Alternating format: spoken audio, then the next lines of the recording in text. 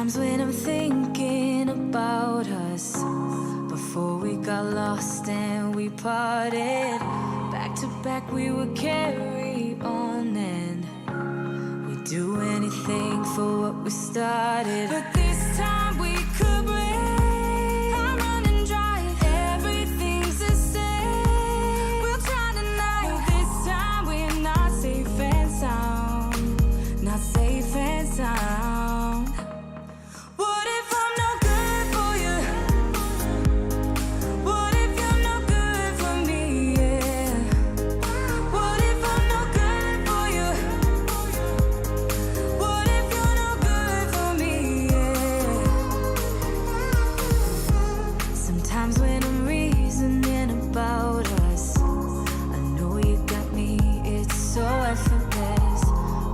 Back we would carry on and we'd do anything for what we started. But this time we could break. I'm running dry, everything's the same. We'll try tonight. This time we're not safe and sound, not safe and sound. What if I'm no good for you? What if you're no good for me? Yeah. What if I'm no good for you? What if you're no good for me? Yeah. What if I'm no good for you? What if you're no good for me? Yeah. What if I'm no good for you? What if you're no good for me? Yeah. What if I'm no good for you? What if you're no good for me? What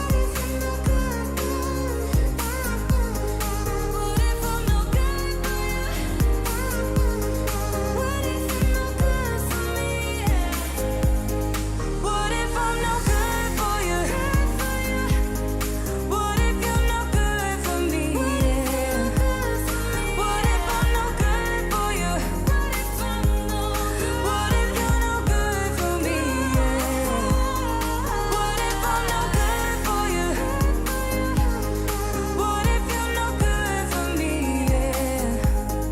What if I'm no good for you?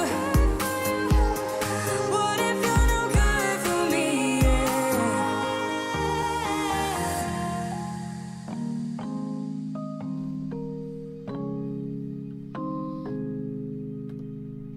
What's up, everybody? Welcome to the FPV News. Good to see you, Blunty. How you doing this week? Good, Joshua. How are you doing this week? I'm good. I'm good. I am looking forward to my trip to Portland. At the end of the week. We're going to talk a little bit more about how that's going to affect the schedule. But I'm always... I'm not always excited. I was about to say I'm always excited to get out of the house. I'm really not. Yeah, But then when I do, I usually have fun. So I'm looking forward to it. You know. yeah, I feel you on that one. That's for sure. Yeah. I've tried to get you to go places, and I'm not trying to pry or probe, but you usually are like, nah, I'm good. I'm good. I think you don't like to travel. Yeah, Yeah. I'm that's the typically same. true. I also usually don't like to travel. But Yeah. thank God I work from home. Never have to leave Yes. home when I don't want to. And thank God I also get to connect with you guys during these live streams. It's like having real friends who you can talk to all you want, who never really interrupt you. And if you don't like what they say, you can just mute them so you never have to hear them again. Just like real friends. Yes, very true. Thank you for being here for the FPV News. We are going to go over... Please don't leave any equipment in your car. Portland is Windows Smash Central. Good to know. We are going to have some local friends who will be hopefully keeping us in good shape. But yeah, I don't think I've ever been to Portland. I've been to Seattle. I'm pretty sure I've never been to. I know that Seattle is not the same as Portland. They're both sort of up there in that area, vague area. So it should be interesting. Let's talk, though, about the schedule and how that's going to affect the schedule. And we're going to call that our public service announcements this week, Blunty, because we don't really have any public service announcements. You want to bring the people up to date? Yeah, so coming up next week, it'll be a little bit different, and then after that, it's going to be a little different for a while. So next week there'll be no JB streams, so Sunday your and Q&A Monday. streams you normally do on Sunday and Monday, and then on Tuesday we'll do the news like we normally do on the 19th, and then from that point on there'll be no streams at all on your channel until you're back on August the 7th, where we'll resume normal schedule. That'll be a Sunday. Correct. So no streams this coming weekend, but we will do the news. And I was about to say I wouldn't miss the news, but I have another trip that I'm going on, which is going to be 2 straight weeks. So unfortunately, and I've thought, maybe I could try to do the news from a hotel room, but it just feels like, especially if I've been working, I'm actually working. Do you remember Whose Line Is It Anyway, where they had Colin with the green screen, but he didn't know where he was, and then he had to... Right, it'll be like that. It'll be like that. It could be like one of those. I'm live from Portland. Yeah. Yeah. So we're just going to put it on hold. We'll put the news on hold. You guys are still welcome to submit stuff to news@fpvknowitall.com, and we will bring it. We'll come back when we're back. But you'll get a little break, Blunty. What are you going to do your Tuesday nights without me? I can't imagine. Alrighty, folks. We are going to dive into the news this week, though. We don't have any other public service announcements. The very first piece of news we've got is a total piece of... How far are we past 30 seconds? We're 6 minutes into the stream, I can swear. It's a total piece of bullshit clickbait. I'm just going to say it. Yes. That's true. So a lot of people sent me this article. A lot of people sent this article around the internet. Let's just discuss it. So basically this is, the article says basically a hack allows drone takeover via ExpressLRS protocol. So, the core idea behind this article is covering a bulletin that was published, a security bulletin that was published by another user.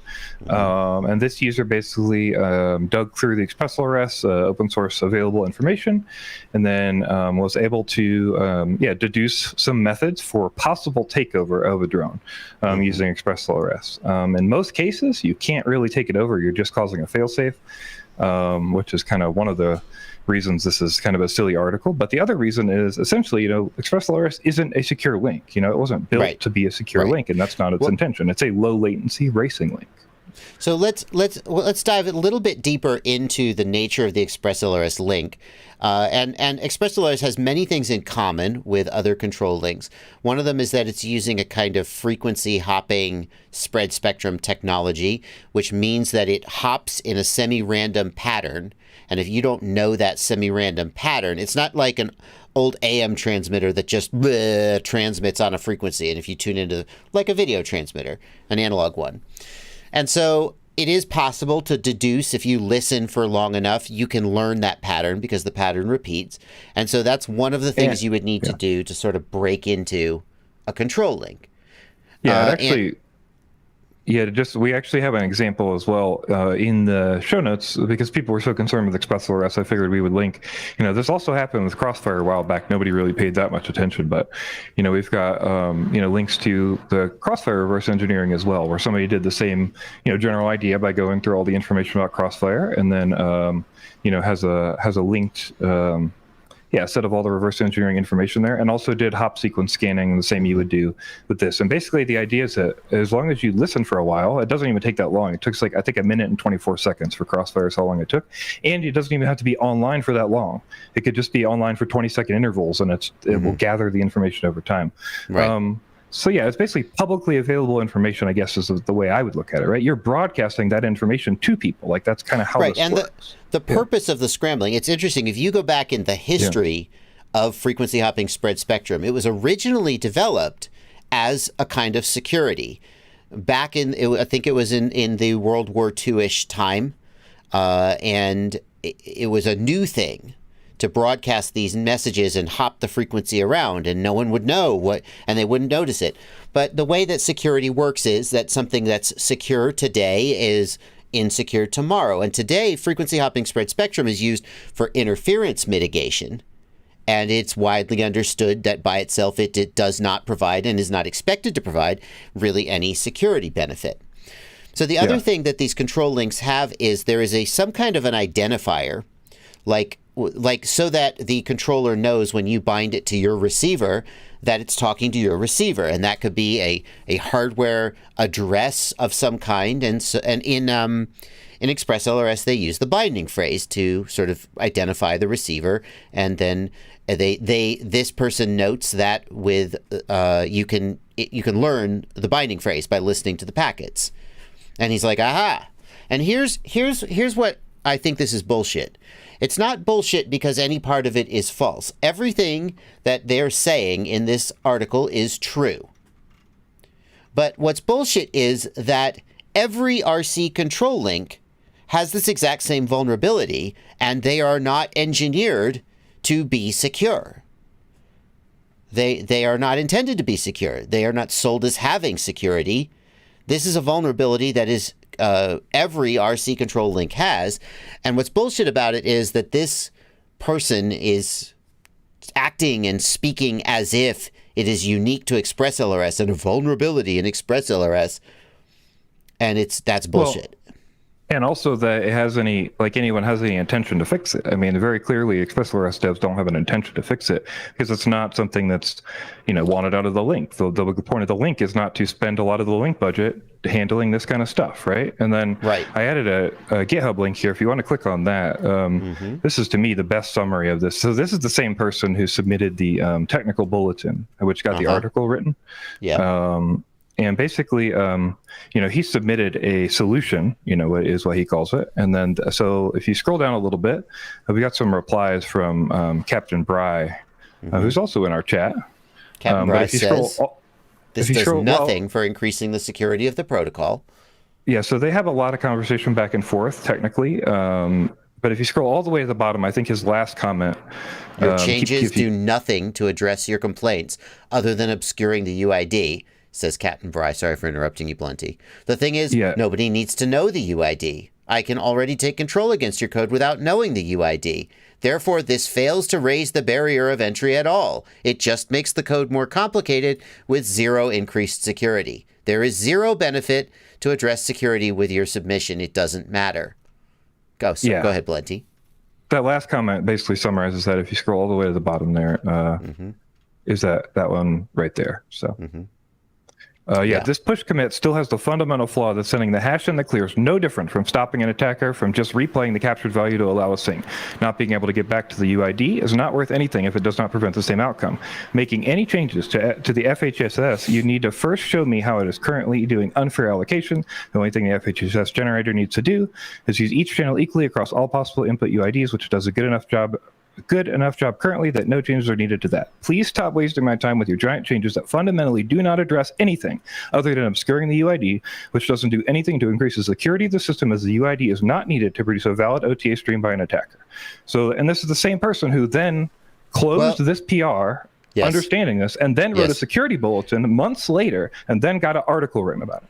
So, Fog Yamato in the Discord, I have asked, I have heard rumors and asked, and still not getting a consistent answer on whether the person who submitted this poll. I can guarantee it's the same person. They have the same name. I already looked. Yeah, the person who wrote the article or wrote the security bulletin? Wrote the security bulletin, not the article. Fog Yamato says the name of the author of the article and the author of the pull request are not the same.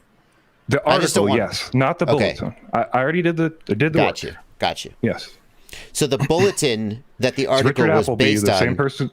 Was written by Richard Appleby. Wrote the bulletin. Okay. Yes, and so if you click on Red 50's account, it's Richard Appleby. What we've got here is a case where Richard Appleby, the guy who submitted Red 50, is that Richard Appleby? Red 50, Richard Appleby submits this pull request, which he feels addresses a security vulnerability. The devs say it does not, and it makes the code more complicated and has no benefit. They say we're not doing this. At that point, Richard Appleby could fork it and write his own code and release his own version of ExpressLRS with improved security. But instead of doing that, he writes a security bulletin, which then goes up on ThreatPost website, which says, ExpressLRS has a hack. And what really annoys me about this is such an effective clickbait headline. I got sent this by so many people. So many people sent me this. This is going all over the place. And people who don't even know what ExpressLRS is are reading this article and learning that ExpressLRS has a flaw and a security vulnerability, which it does not, or which it does not uniquely have.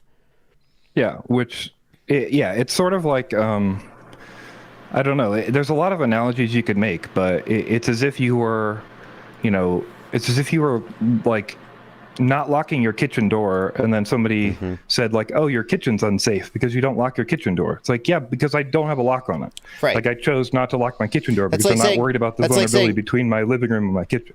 I bought a golf cart, and you know, Blunty, how the keys to every golf cart is the same? Yeah. Right. You buy a golf cart, and then somebody who has a universal golf cart key takes it. And you're like, whoa, secure. And it's like, all golf carts just have the same key. That's just the way they are. You got to do something else if you want to protect your golf cart.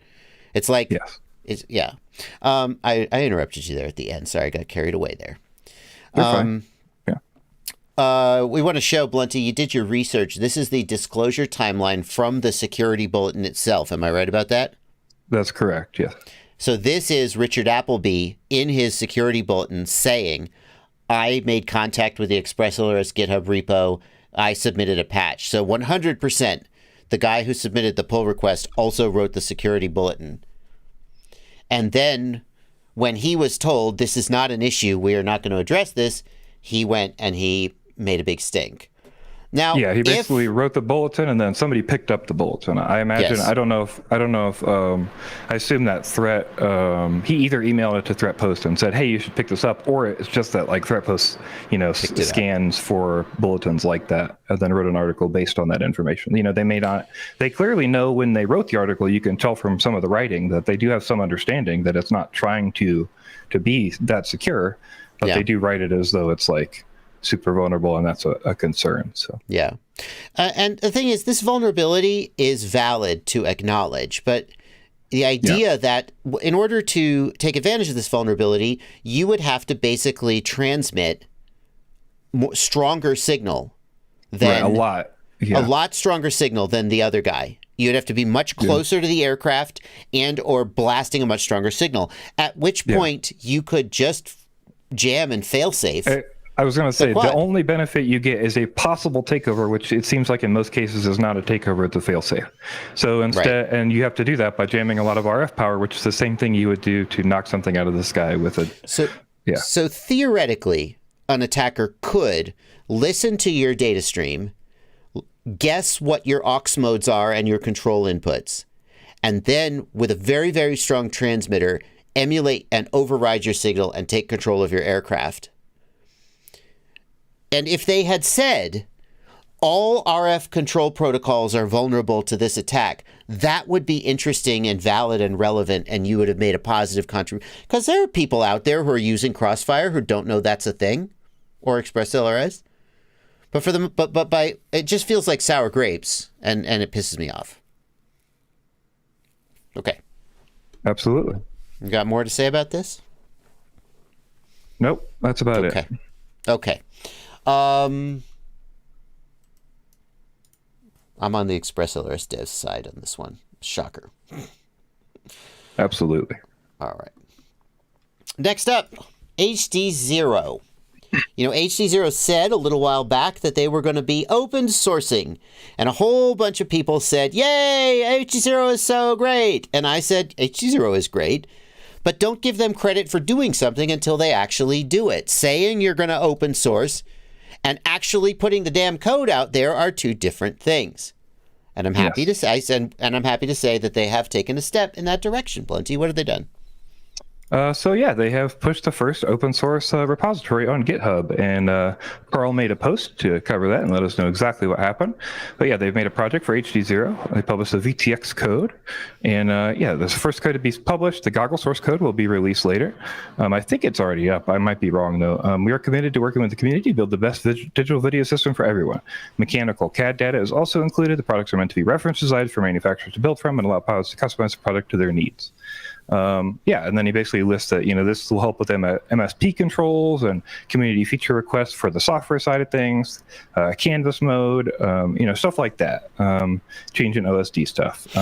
One caveat here is this is currently compiled with, I think it's Kyle C, which is closed source IDE you have to pay money for, but I think hopefully everybody can get it ported to an open source compiler. I don't know what's involved in that, but currently if you wanted to build this, you couldn't do that without a paid license. But I'm sure that will be, he mentions targeting a new open source compiler like SDCC. So that's fantastic. And I would like to say that when I was reserved, other people were like, why are you hating? Of course Carl is going to do what he said he was going to do. And I was like, I also believe he's going to do what he said he's going to do. But until he does it, I'm not gonna, throw him a party.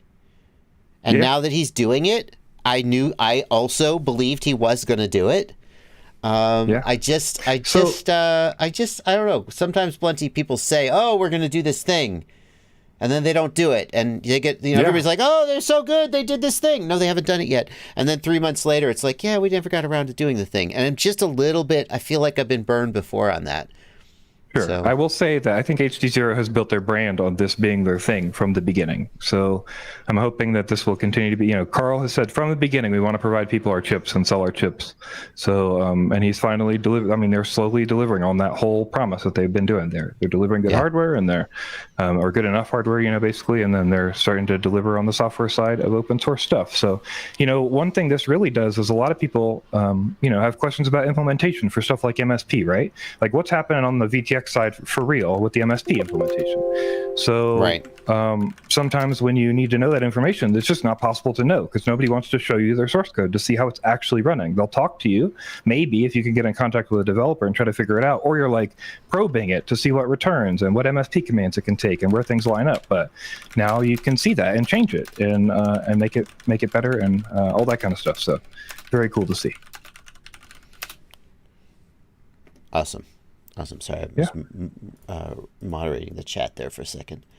Didn't mean to rudely ignore you. So we've got a link to that GitHub repo if people want to download and start looking at the code, and more code for the goggles presumably is coming. So very, very exciting. Next up, we're going to take just a second, and we are going to plug some pluggables. That's what we do. Yeah. We don't have an Where do you want to ad? start, Blunty? We don't do ads? No, we would. Yeah. By the way, I'm not opposed to sponsorships for the news, maybe. Yeah. Maybe for the news. I don't know. Yeah. But currently, we just plug ourselves. Yes. I think if somebody wants to sponsor us, we'll talk to them.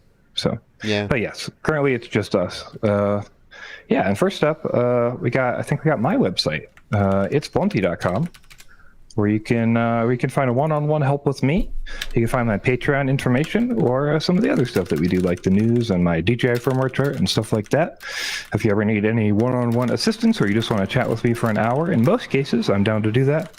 Just let me know.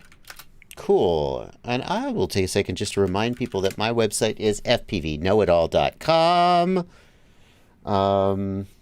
And it's home of the ultimate FPV shopping list where you can get product recommendations in various categories in FPV, such as the best electrical tape. Yep. That's what I do. And we love all that stuff is affiliate links, so when you use them, I get a small commission. It certainly helps. We did it a little backwards today, Blunty. We plugged our own sites instead of plugging each other. Yeah, That's true. It worked out, though. It worked out. Yeah. We also want to take a second and let you guys know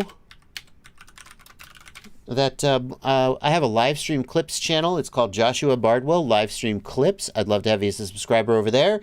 We break out highlights from the live streams. Blunty rants about video games on the FPV news. That was actually really popular.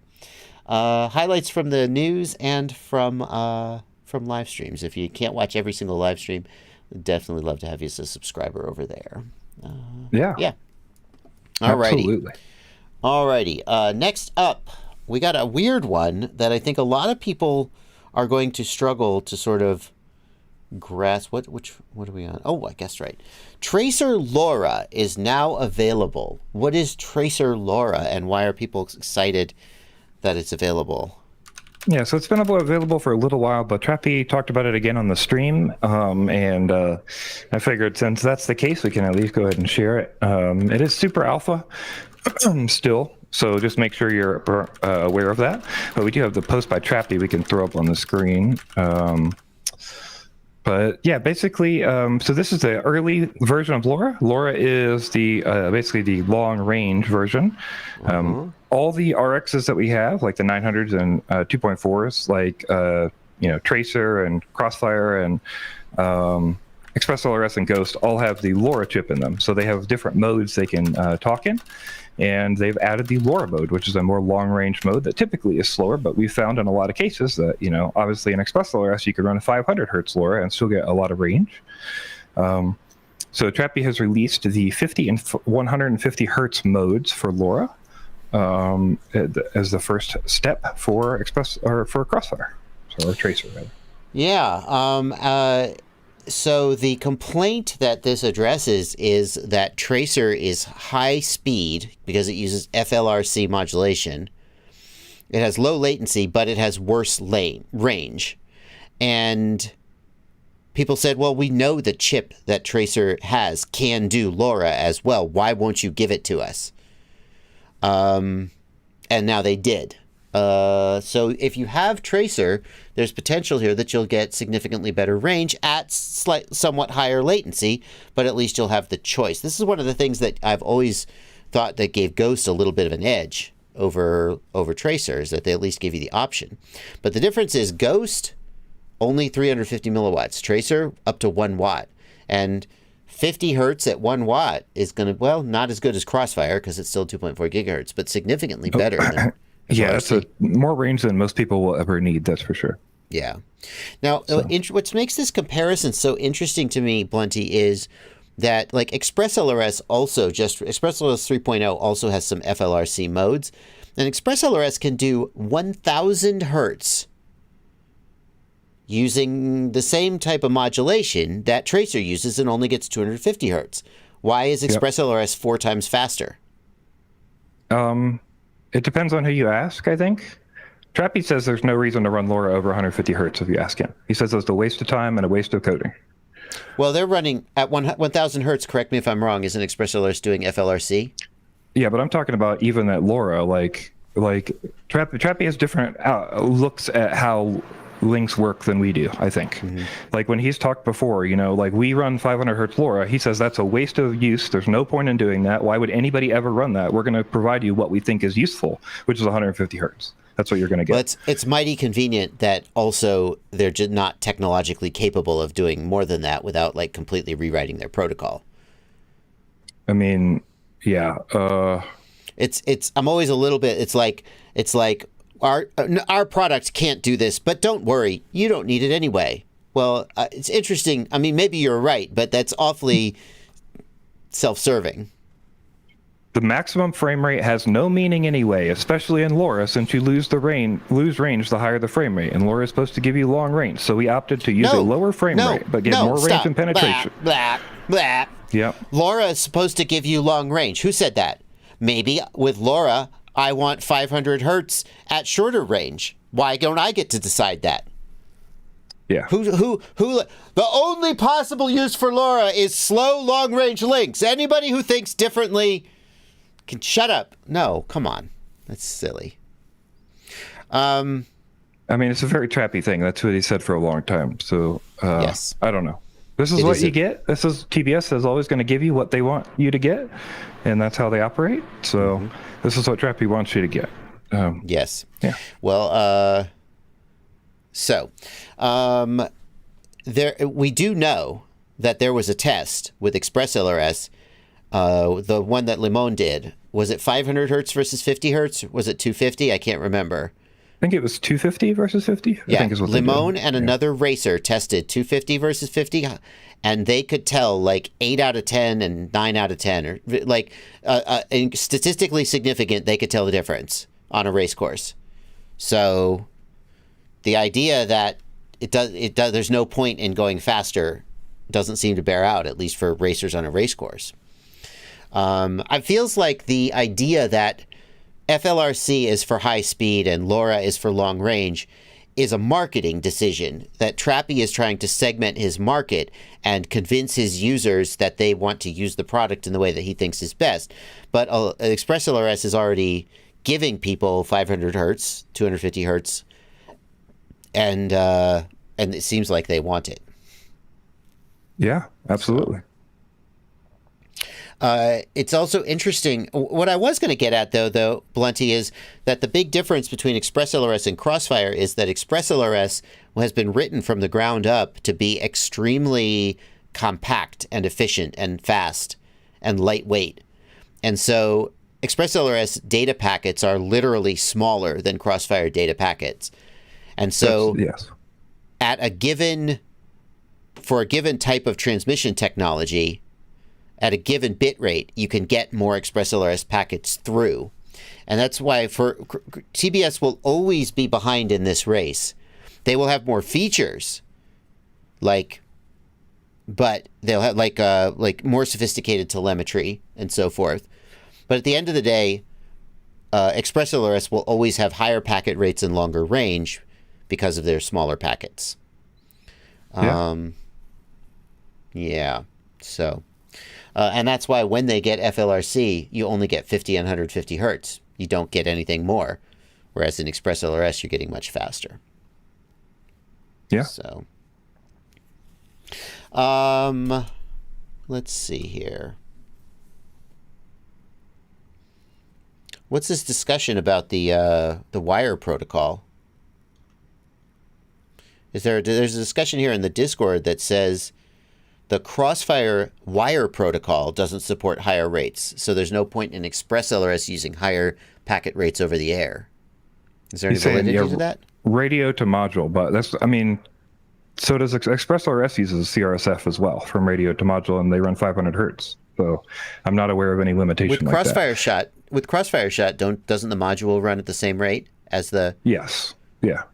And it can. My understanding is that is not a limitation. The only thing you have is there is a latency from the time across that based on the baud rate, but there's not and you can just lower that latency based on the baud rate, but you're not getting like a limit on the packet rate based on that. That's my understanding. Yeah. Okay. Terminal Insanity in the chat is watching the replay but commenting and arguing that that ExpressLRS thing is not clickbait because he has a working script that can hijack DX8 links. I think he's missed that we didn't say the attack wasn't real. We said that it's not unique to ExpressLRS, that it's true for every RC link. Yep. And okay. Terminal Insanity. When you get to this point in the chat, you'll hear my response. Blunty, is Crossfire in big trouble right now?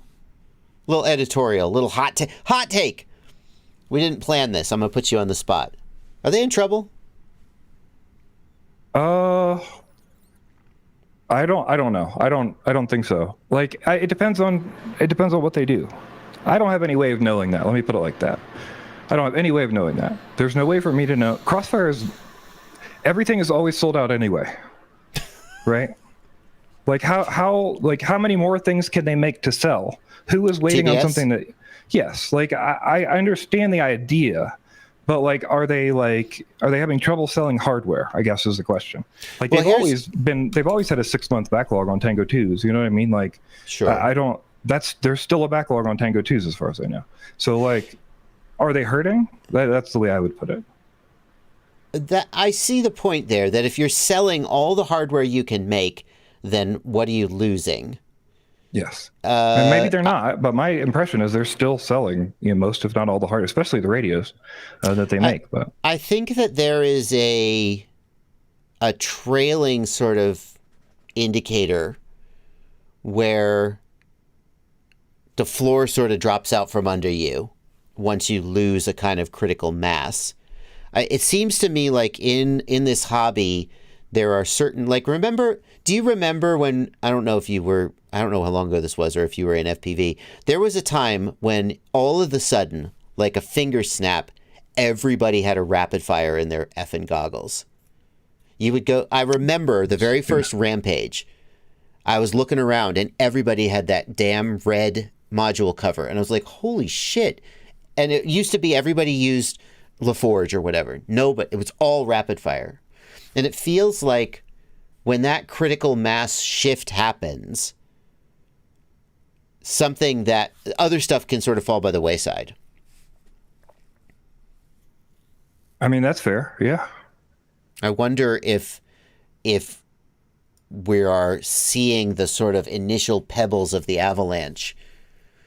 You know, ExpressLRS is not out of stock. Now, some of the ExpressLRS receivers are garbage and you shouldn't buy them. But there's like 8, 9, 10 different ExpressLRS manufacturers right now. I guarantee you I could buy an ExpressLRS receiver anywhere in the world right now. That's not true for Crossfire. The new modulation methods that ExpressLRS 3.0 has, the new, it's like they're just kicking ass.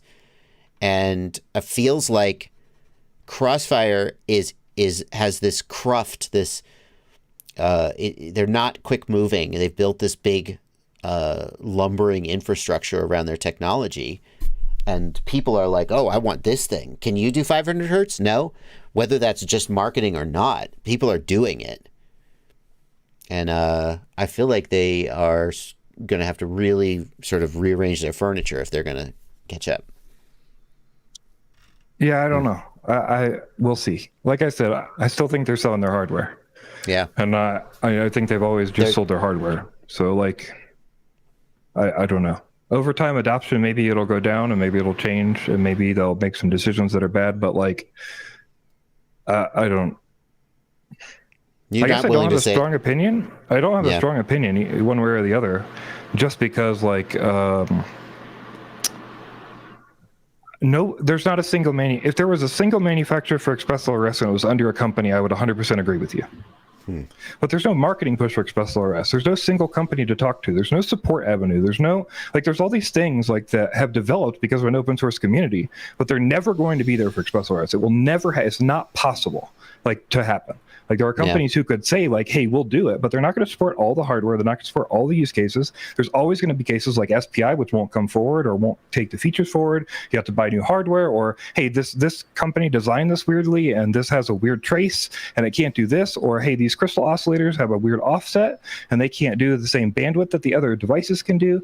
Like all those pieces to me will always keep it from being like just replacing TBS. Like it will never do that. Like there'll always be TBS places has for people. created a consumer ecosystem in a way that an open source janky hardware made from 9 different manufacturers never will. Everybody doesn't want to tinker. It's just the case. And maybe ExpressLRS will get easier and easier, but if everybody makes the hardware, it will never be as easy as TBS. It's just not possible. Maybe TBS will continue to fuck up their firmware like they have in the past to make a horrible issues with AGID and crash a bunch of stuff. But eventually you can DFE your stuff properly and get back to what you had. Eventually you can emergency flash your RX and get back to what you had and make your stuff work, which is something that it's typically the case with ExpressLRS, but it takes a lot more know-how and effort to do that. And maybe that will change in the future over time. I just don't see that happening from multiple manufacturers. It's just not something you can bring into a cohesive ecosystem without an ExpressLRS approval program like we talked about. Then why is Betaflight more popular than KISS? Because KISS is analogous to TBS in that KISS is high-quality hardware made by a dedicated manufacturer who has your back. KISS is still around. I don't understand what you mean. I'm not saying TBS will be dominant. Yeah, but Betaflight is like 20 times more popular than KISS. I don't know what the multiplayer is. Hardware. I'm not saying who's popular. I'm not saying who uses what. That's none of that have I said at any point. I see. All of I said is they sell all their hardware. So you're saying TBS as a company will stay around and continue to sell hardware. However, they may not have the market share that they're. I guarantee you, I would bet almost any amount of money that ExpressLRS is eating into Crossfire's market share. I mean, I just feel like that. I don't know numbers. I feel like that has to be true. But the question was because was that actually TBS market share because nobody could buy hardware anyway, or was that Frisky? Was that Free Sky? Like you know what I mean? Like how much used Crossfire hardware is there out to buy right now? How much new Crossfire hardware? I don't know all those answers. But like I do know I've seen tons of people still asking for a Tango 2. Maybe that's because they have problems making Tango 2s. But like they couldn't sell more if they were more popular because they don't have Tango 2s to make, from my understanding. Yeah. Like I don't know. My viewpoint of it is, as long as they continue to make hardware and sell that hardware, unless we start seeing sales on Crossfire at stores, right? Like, that's when we have to be concerned about Crossfire and Tracer, to me, right? All right. Let's put that one to bed. I want to take a second. We normally wait to the end to acknowledge super chats, but we got a $100 super chat from Zotek. Zotek, I don't know what motivated you to be so generous, but thank you so much. There was no message or question, and I've looked through the chat also, and Zotek doesn't seem to have asked a question. Normally we don't interrupt the live stream for questions. It's a news stream, but for $100 super chat, I would make an exception.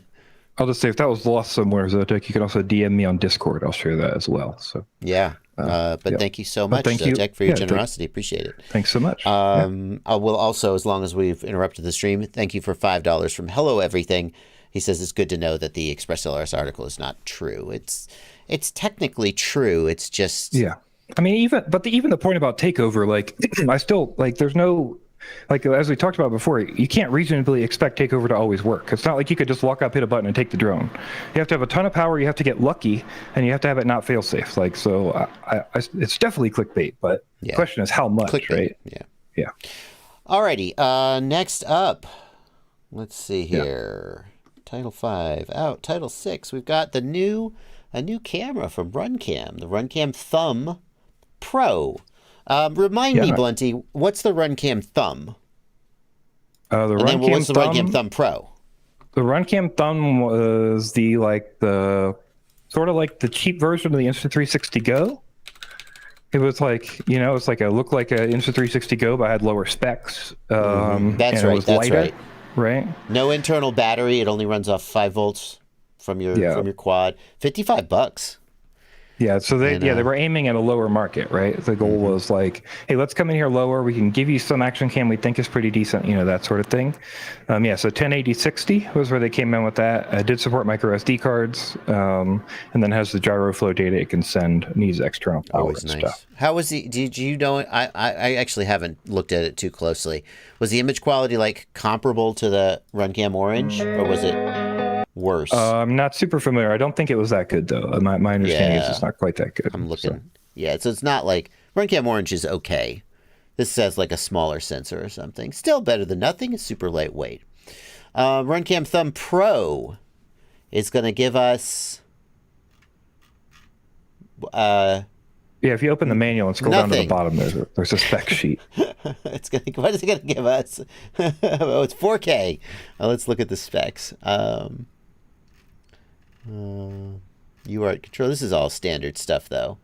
4K 30, 2.7K 60, 1440p 60, 1080p 120. That's nice. 2.7K 60 is pretty good. MP4.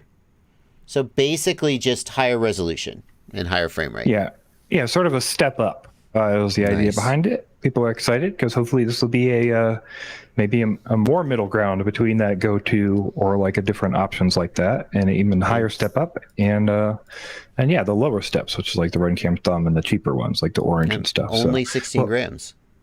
Only 16 grams. Yep. I don't believe there's a publicly available price yet. They just published the information on their website, and people found that. But as soon as that is out, we'll have to take a look and see if that lands at a good value range. Yeah. Oh, we don't know the price yet. I see. Well, $55 for the regular. What do you get? I mean, like $70, something. I guess probably roundabout. Very cool. Maybe, I don't know. I imagine it might be a little more than that. I guess we'll see where it lands. Yeah. Because what does an Orange do? I mean, it's like 100, 110. Yeah. I think. RunCam 5 Orange. The Orange is a really good deal. Orange is 110. I mean, the image quality on the Orange is not like best ever, but it is more than usable. And I got to say, I've been bitching about this on live streams recently. The DJI Action 2, its exposure and its dynamic range is it leaves, under bright lighting conditions, the Action 2 is pretty good, but under dim lighting conditions, it is a goddamn mess, and I would almost rather have an Orange, especially considering it's so much less expensive. So, The Thumb Pro has got to come in at less than 110. Because that's where the orange is. What does the orange weigh? A lot more, though, right? That's 56 the grams. Yeah. Yeah, so we're talking about similar specs from 16 grams, right? Yeah. Probably So, not. like- Probably a smaller sensor, not the same image quality. Right, but they're given the same specs, probably not the same image quality. Yeah. Yes, Archimedes, RunCam Orange is old as sand, and yet it's still being made, and it's still a solid camera on a budget. Barth FPV says $89 for the RunCam Thumb Pro was leaked in another Discord. We don't know if that's true. That seems pretty reasonable, depending on what it looks like when we see the footage. Well, I actually have one. They sent me. It just came the other day. Unfortunately, I'm going on this trip, and I won't get a chance to test it really quickly, but I will be trying it out. The Orange does have a built-in battery, Larry. Go ahead. Throw it in a bag. You got to have the 5-volt adapter, though, I guess. And you got to have a custom. I mean, I guess I could, like, stick it on top of a quad. Maybe. Put it on your car, and then get footage while you drive. You're probably right. I should probably do that. Get some footage. Then I'll be able to release the review. It's called batching. Batching. That's what you got to do as a content creator. The Orange does fit session mounts, Riet. Sorry. Also, Orange does have a battery. That's true. So what about the Firefly X Lite 2? I also have the Firefly X Lite 2 that they sent me, and it's been sitting on my shelf for like a month because I have just had other things. I've heard good things about that sensor, but I've never used it. So yeah, it's okay. I gotta get it off my ass. Not like I'm not putting out a shitload of videos, but. Next up, apparently there's a thing called the World Games, and apparently they had FPV this year. And I only learned about this when Kevin Turner chatted me in Facebook a picture of Evan Turner at the World Games. It was like, hey, look what Evan's doing. And I was like, okay, did not know about this. Did not know he was there. And we got some news about the drone race. Yeah, we just wanted to let everybody know who the winners were. So the results came in. And the winner was Killian Rousseau from France. And then Pavel, I don't know how to say that last name. What do you think? Killian Rousseau got the gold medal. Where's number 2? Pavel Lazchek. I'm going to go with Lazchek. All right. Polish people, how'd I do? And then Alejandro Zamora from Spain. So, yeah, congratulations to them for winning the drone racing in the World Games. How to pronounce Lazchek. Okay, here we go. .com. Washed. Oh, I was way off. Washed. Okay, wow, way off. Is that the right name? No, that's not the right name. Oh no, I've still got a chance. Can we see it? Can we see? Can I just hear it spoken? Up top. Okay, right here. Next to the word. Last check. Yeah! Last check. Yeah! I did it. That's pretty close. Nice. That's pretty close. I find Polish names to be some of the least intuitive for me to pronounce. Like oftentimes on a live stream, someone will leave a super chat and I'll do my best to pronounce their name. But the grammar and pronunciation rules for Polish just confuse the hell out of me mostly. So I feel really proud of myself that I managed to figure that one out. Yeah. Okay. Next up. EDOC, real quick. EDOC says first place was Dark X and second place was Pawelos, which I know from leaderboards, if you ever fly leaderboards. So, yeah, those are their pilot names. Gotcha. We got Drone Cinematic of the Week. Every week, Blunty, you pick out a cinematic film, a little drone cinematic, and we're going to show a little bit of it. We don't show the whole thing so that you guys can go click and give them their views. And also, we're not going to play the music because we don't want to get copyright strikes. But if you're like, well, that sucks, yeah, go watch the other one that's in the show notes. Go watch the real thing after the stream is over. And maybe one day people will use royalty-free music we can play. I still wouldn't. I wouldn't take that. At this point, we got this. We've got one copyright notice from F1 from when we showed that F1 footage. We got two copyright notices. We got one from F1 and we got one from freaking U2? No, was it U2? Who was that music video we showed that we didn't even play the music to, and they still got us? I know who you're talking about. It wasn't when Bono played in the Ukrainian subway. It was a different music video, and we didn't get a copyright strike. We're not in trouble. Radiohead. Yeah, fuck Radiohead. Yeah. No, I actually like Radiohead. I'm sorry, I can't. Tom York, why would you copy strike me? Anyway. Yeah. We haven't gotten any strikes, but we've gotten notices, and I just kind of don't like flirting with getting my channel taken down, so I'm just like, forget it, I'm not doing it. But here it is. With all that out of the way, we've got, oh, wow, well, you know it's cinematic if it's in like 3:1 aspect ratio. Right? What is this aspect ratio? So some of you might have seen Soaring over California, which is a ride at Disney. Mm-hmm. Where you get in and then you're like suspended and you fly over California from cool shots and stuff. And he made his own version of Soarin' over California called Soarin' over Alaska, which is the same idea, but with shots from Alaska. Nice. Now these don't look like FPV drones to me. I guess cinematic could mean a lot of things. These look like DJI style drones.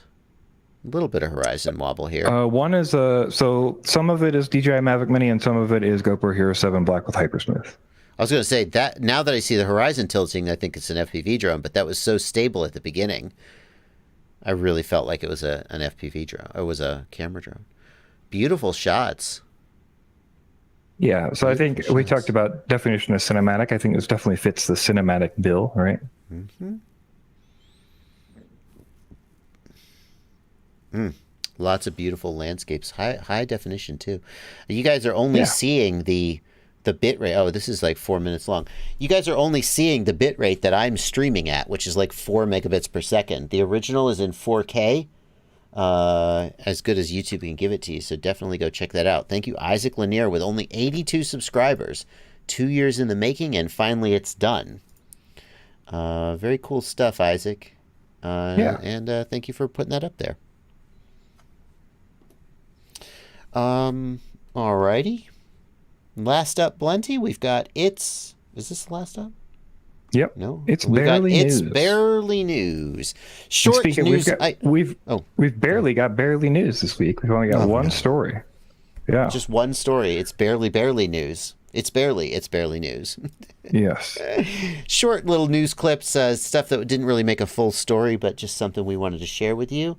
Tell us about it, Blunty. Yeah, so we've talked a little bit before about some of the Lifeguard drones, and one of the Lifeguard drones got to spring into action and saved a boy who was drowning without anybody having to even get in the water initially, anyway. So yeah, they were able to fly out. There was a drowning boy. They were able to fly out and drop him a life jacket so he could put it on, and he was safe until they could get out and get to him, which is pretty cool. And this is the actual drone footage, right? I believe so. Is that him? Not 100%. He's having some issues? Oh, yeah, they're covering his face. I'm guessing that's him. Yeah. Yeah, I've done some reading, Blunty, that drowning doesn't look like people often think it does. Right. That it can be deceptive. And they've obviously recognized that this guy's in trouble and needs some help. He's getting really beat up by the waves. This is interesting because they've clearly thought about this, because you can't just drop it, right? You've got to have it on the line. Exactly. It has to break away, right? Yeah, I was just noticing that. It'll just float away. Yeah, now he can hopefully ride it in, or at least ride it so he can breathe, which is pretty cool. Wow.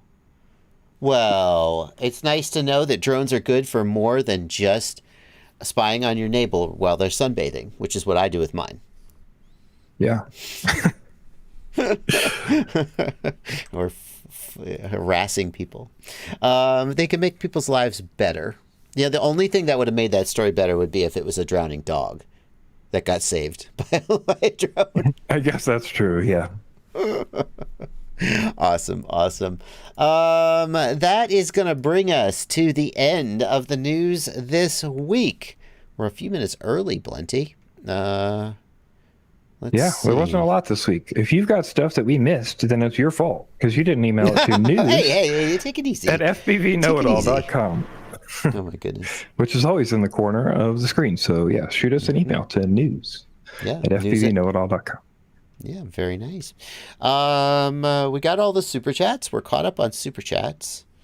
And I guess that's it. I guess we're going to just wrap up early. Larry says they could have dropped him a sausage too. I'm gonna, in my headcanon, they bought him a sausage after they brought him in. Gotcha. Right. Good.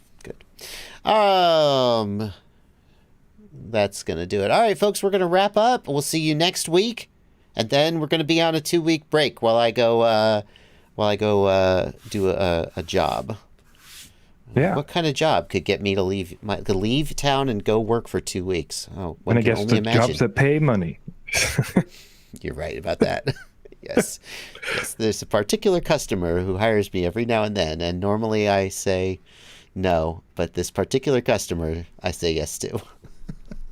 Fair enough. All righty. Bye, everybody. See you next week. Later, guys. It is not rogue.